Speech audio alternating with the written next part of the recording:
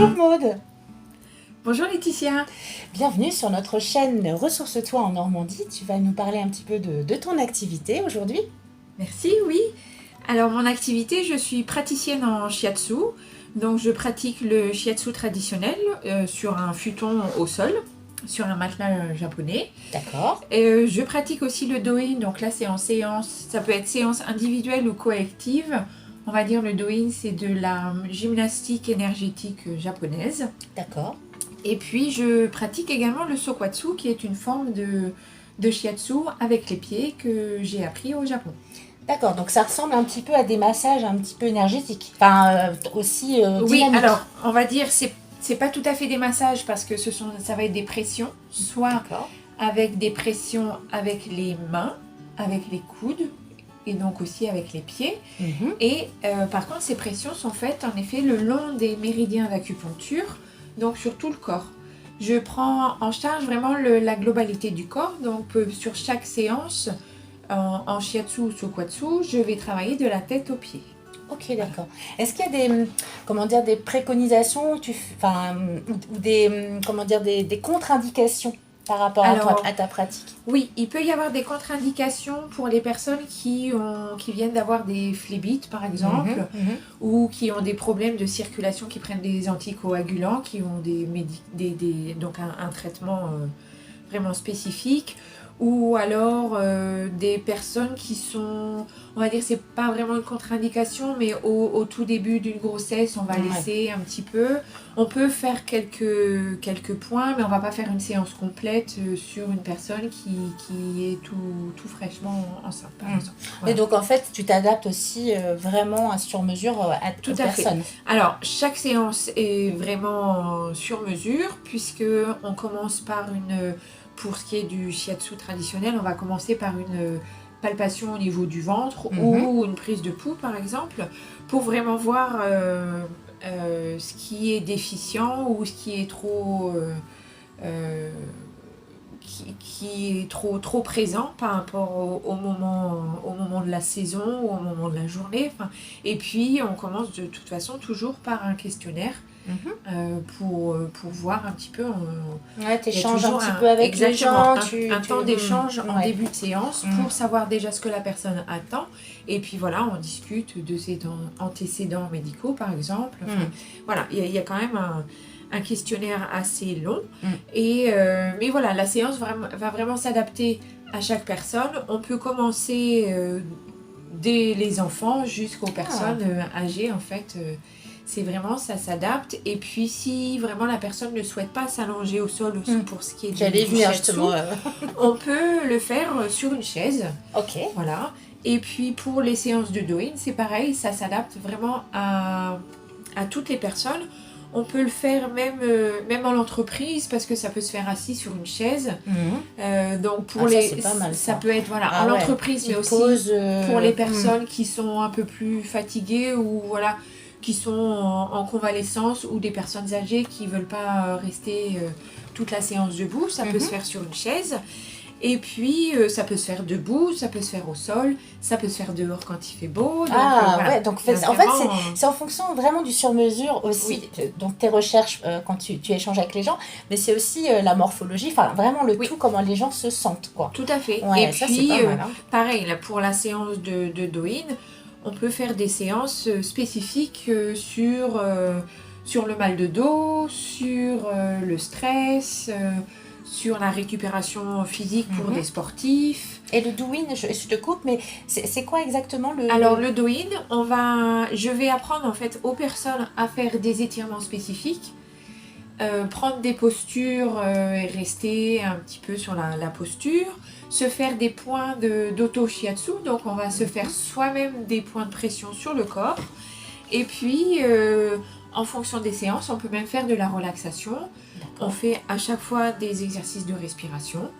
Donc voilà, il y a plusieurs pratiques au sein d'une séance de doin pour vraiment la faire complète et puis qui s'adapte au public ou à la personne. Donc soit on peut le faire individuel, mais ça peut se faire aussi en collectif. Est-ce que tu parlais, je vais revenir sur le collectif, mais sur les enfants, c'est-à-dire qu'à partir de quel âge à partir de quel âge tu peux justement faire cette pratique? Alors, on peut le faire dès tout petit. Moi, je ne suis pas spécialisée sur les enfants, donc on va dire, moi, Ado, à partir de 12 ans, voilà. D'accord, 12 ans. Pré-ado, on peut... okay. Voilà, il n'y a pas de souci. Après, il y a des pratiques spécifiques parents-enfants qui peuvent se faire. Mais voilà, moi, je ne suis pas spécialisée là-dedans. Pas pour Maud, pour l'instant. L'instant. Mais ça peut tout à fait se faire avec d'autres praticiens. D'accord. Et en collectivité, du coup, est-ce que tu commences déjà aussi à faire ce qu'on peut appeler des cercles, mais est-ce que tu as déjà fait des collectivités en collectif? Pas en collectif pour l'instant. L'idée, c'est de pouvoir le faire déjà en cabinet. Oui. Dans mon espace, on peut le faire jusqu'à 4 personnes. Donc, parce que pour l'instant, je voudrais vraiment rester sur des séances à peu de personnes pour avoir la possibilité de bien les corriger.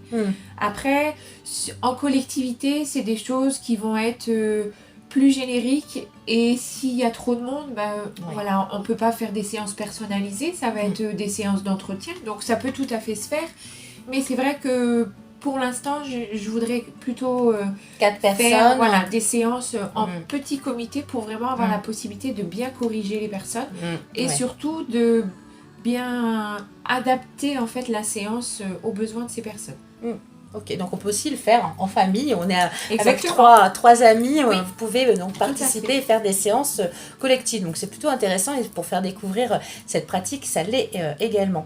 Alors dis-nous, on a parlé un petit peu de tes activités, de ce que tu proposes, mais comment toi, t'en es arrivé à faire justement cette médecine chinoise?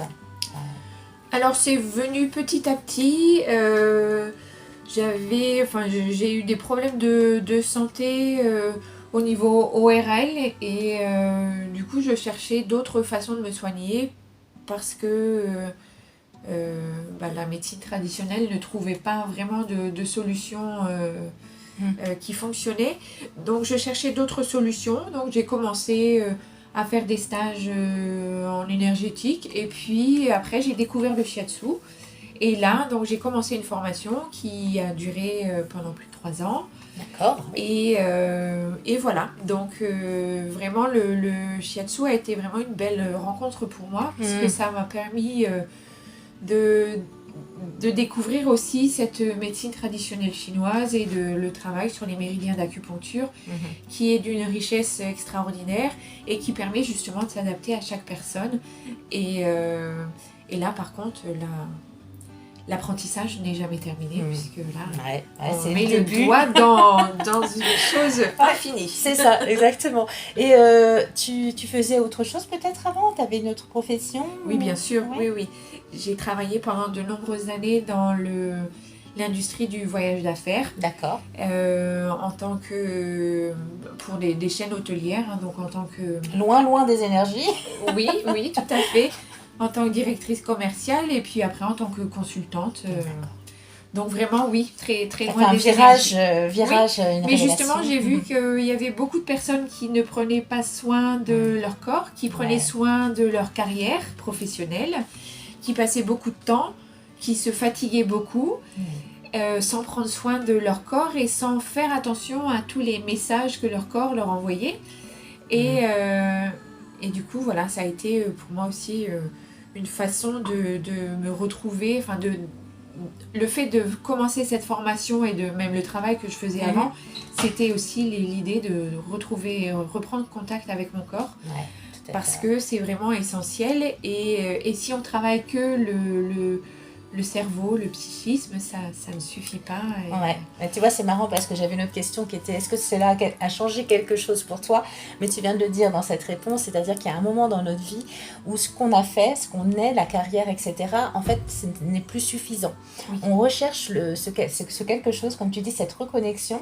Et donc, on a chacun notre parcours. Toi, c'est le shiatsu qui va t'amener sur peut-être d'autres choses.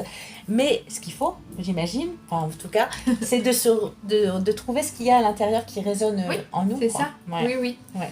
Oui, oui. Et si donc, moi, c'était mon message, mais toi, quel est ton message au monde par rapport à tout ce que tu connais Alors, justement, c'est de prendre soin de son corps et d'écouter son corps parce que voilà, quand on a des maux de tête, bah, c'est bien de prendre un antalgique, mais ça va pas résoudre le problème en fait. Donc, si c'est des choses qui reviennent régulièrement, eh bien là, il faut vraiment y prêter attention parce que le corps envoie des messages et si on fait pas attention, bah, ça devient de plus en plus fort à chaque fois et on peut arriver à des problèmes vraiment importants. Donc pour moi, voilà, le message c'est de prendre contact avec de reprendre contact avec son corps. Exactement. Pour vraiment être à l'écoute.